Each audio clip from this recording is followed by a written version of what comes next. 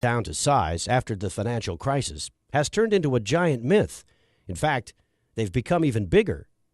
J.P. Morgan Chase, number one among banks in total assets, has seen its base swell to more than $2.5 trillion. The company's deposit base alone has grown by 29% since the end of 2008.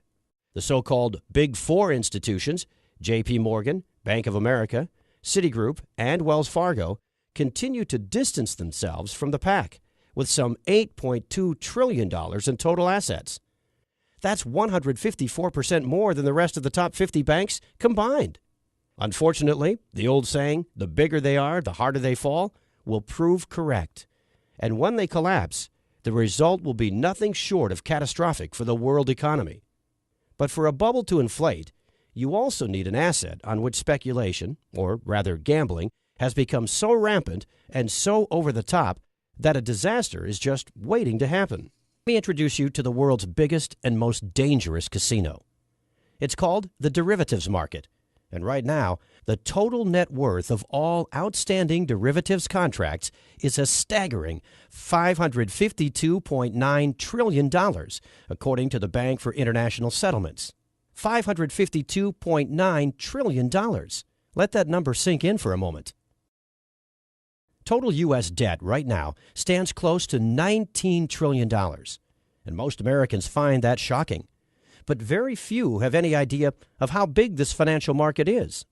The entire economy of the world in real goods and services is evaluated at around $78 trillion annually.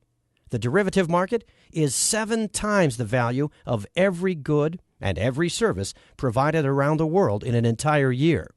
At first, I thought this number was too big to be real.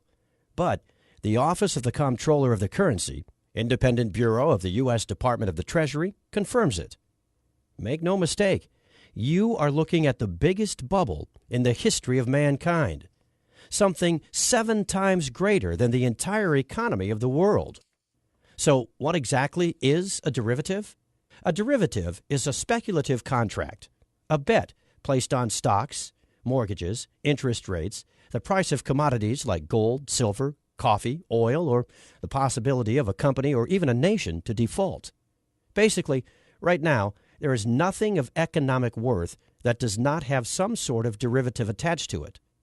All derivatives are bets.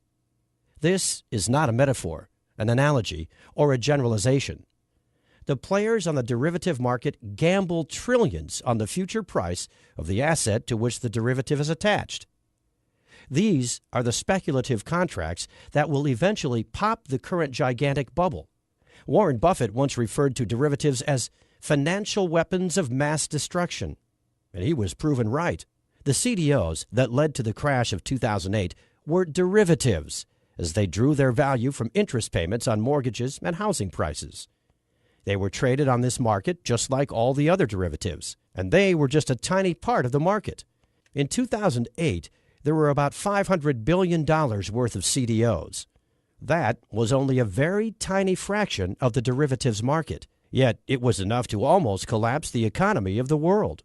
Remember how I said that this is the world's largest casino?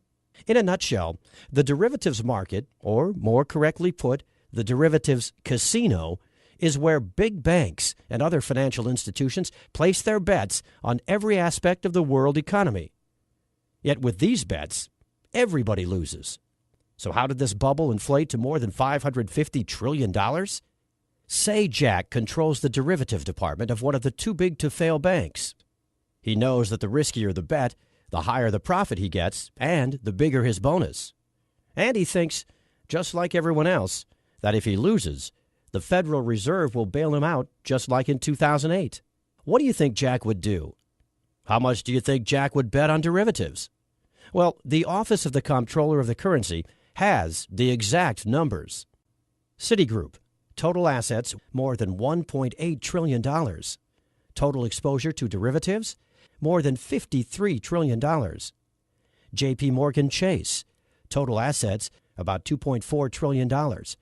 Total exposure to derivatives, more than $51 trillion. Goldman Sachs, total assets less than $1 trillion. Total exposure to derivatives, more than $51 trillion. Bank of America, total assets, a little bit more than $2.1 trillion. Total exposure to derivatives, more than $45 trillion. Morgan Stanley, total assets, less than $1 trillion. Total exposure to derivatives,